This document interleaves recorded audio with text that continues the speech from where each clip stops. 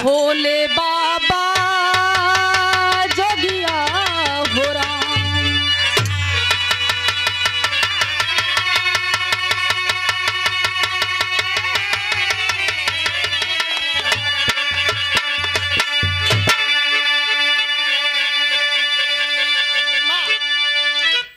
हे गुरुवर खेमराज महाराज नैया पार लगावा आज। ताज सिर ऊपर हमरे सजा रहा दिन रात।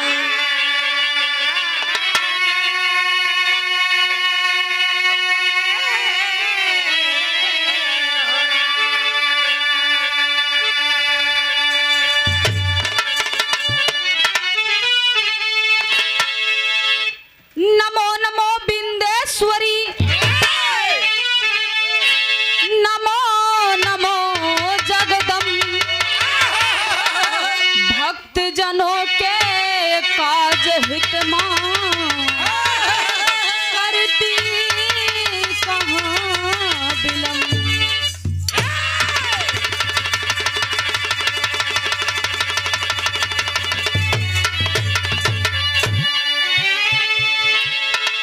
जय जय माता सरस्वती की जय जय गुरु उपदेश।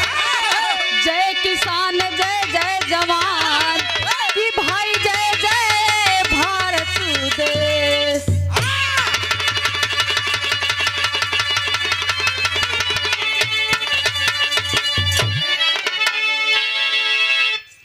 श्री गुरु चरण सरोज रज मन का भरम मिटा। पंचभूत के तन हृदय ज्ञान का दीप जलाए।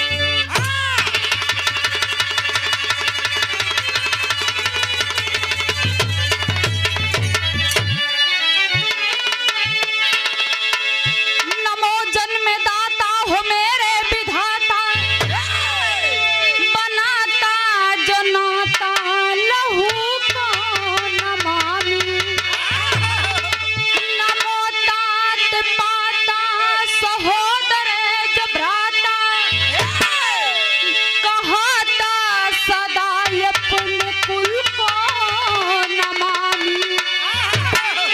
नमो अन्नदाता जीवन भर निभाता कमाता गिनाता न उन पित को नमामि।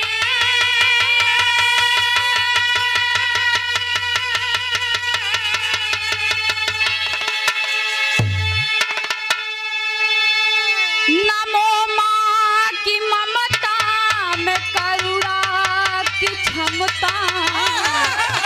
क्षमता न सागर में उस माँ को नमामि।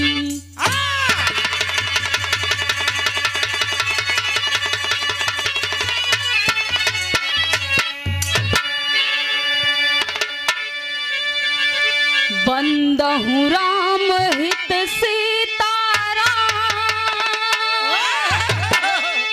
भाई लाल जतन अभिराम। कविवर विजय खेमराज श्वेता यादव करत प्रणाम।